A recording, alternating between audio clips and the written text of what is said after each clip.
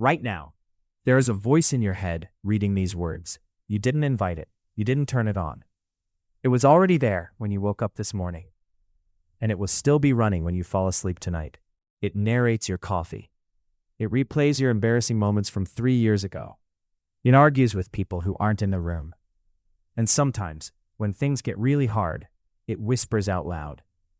Most people assume this is just background noise, a quirk, a habit you picked up somewhere. But the real answer is far stranger than that. Because that voice isn't random. It isn't a glitch.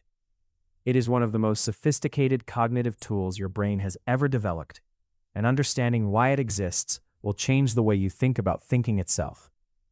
Let's start with what scientists actually call it. Psychologists use the term inner speech. It refers to the silent verbal monologue you carry on inside your own mind. But here's the thing most people don't realize.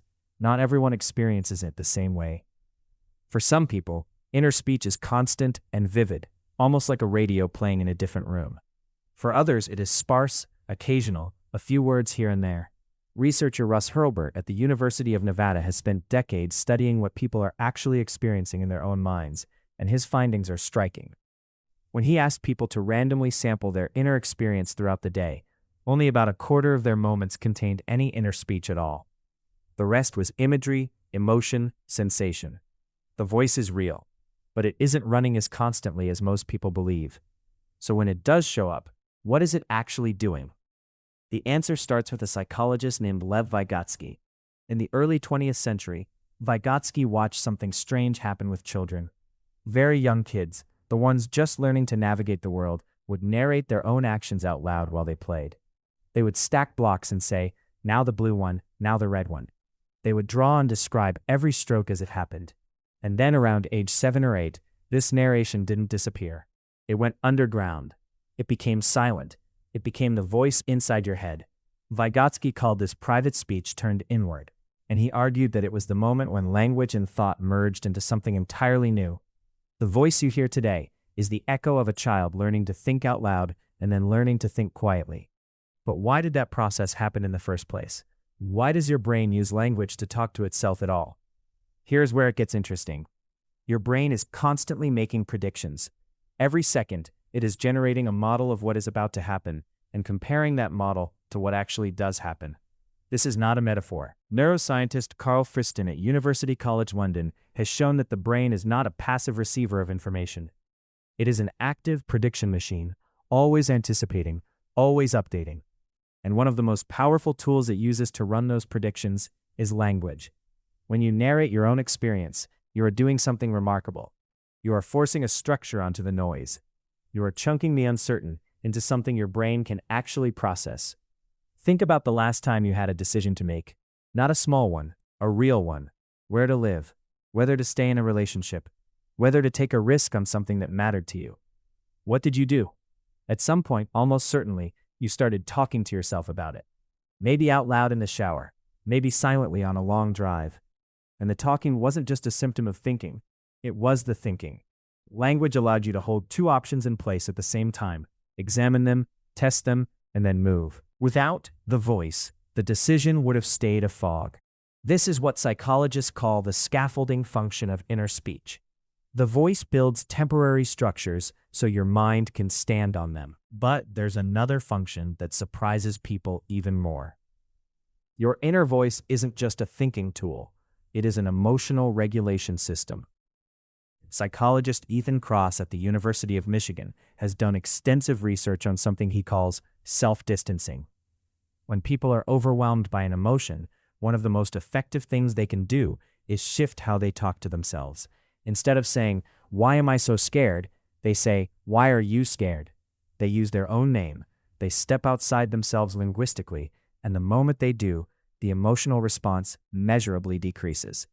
Brain scans show that self-distancing language dials down activity in the amygdala, the region most associated with fear and threat. The voice isn't just talking about your emotions, it is managing them. You have been doing this your whole life without knowing it. There is a particular kind of self-talk that almost everyone recognizes, and yet almost no one fully understands. It is the thing you do when something goes wrong. You mutter under your breath. You replay the conversation. You run through what you should have said. People often treat this as a flaw, a sign of anxiety or rumination, and it can become that. But at its origin, it is something else entirely. When you replay a difficult moment, your brain is doing something called consolidation through narration. It is taking a raw, emotionally charged experience and weaving it into your autobiographical memory by turning it into a story. The voice is essentially writing your memoir, one small scene at a time, so that the experience becomes something you learned from rather than something that happened to you. This is why people who are prevented from processing their experiences verbally, through trauma, through isolation, through situations where speech is suppressed, often struggle to integrate those experiences into their identity. The narrative function of inner speech is not optional. It is how you construct a coherent sense of who you are across time. Now here is the part that unsettles people. Your inner voice is not always yours, not entirely. Research by Charles Fernihug at Durham University has shown something that sounds almost philosophical but has very concrete neuroscience behind it. When you hear your inner voice, your brain activates the same regions involved in hearing actual external speech. The inner voice is not just thought dressed up in words. It is a simulation of listening. Your brain is generating a sound and then receiving it. And the sound it generates is shaped by every voice that has ever talked to you. Your inner voice carries the cadences of your parents, your teachers, your closest relationships, the way your mother said your name when she was worried, the tone a coach used when pushing you through something hard. These voices don't just influence you. They live inside the voice you believe is entirely your own. Fernihug's research suggests that what we call inner speech is, in a very real sense, a form of internalized dialogue. You are not just talking to yourself. You are talking to versions of other people you have absorbed over a lifetime. That changes things, doesn't it? Because it means that the self-criticism you hear when you fail is not neutral. It is not objective. It was written by someone, somewhere, at some point, and then handed to you so quietly you assumed it was your own voice all along. And it means something else too. It means you can rewrite it. If the inner voice is a product of internalized conversations, then new conversations with therapists, with mentors, with books, with yourself in a journal at midnight can slowly change what the voice says. The brain is plastic. The voice is plastic. What you hear inside your own head is not fixed. So what does all of this mean practically for the person sitting here right now? It means that the next time you catch yourself muttering under your breath, or talking through a problem in the shower, or saying your own name quietly to calm yourself down in a stressful moment, you are not being weird. You are using one of the most ancient and sophisticated cognitive technologies your species has ever developed. You are doing what Vygotsky's children did before they even knew they were doing it. You are using language to think, to regulate, to remember, to become. The voice is not a passenger. It is a co-pilot. And like any co-pilot, it performs best when you understand what it's actually for. Right now, there is a voice in your head thinking about that. It has been there all along.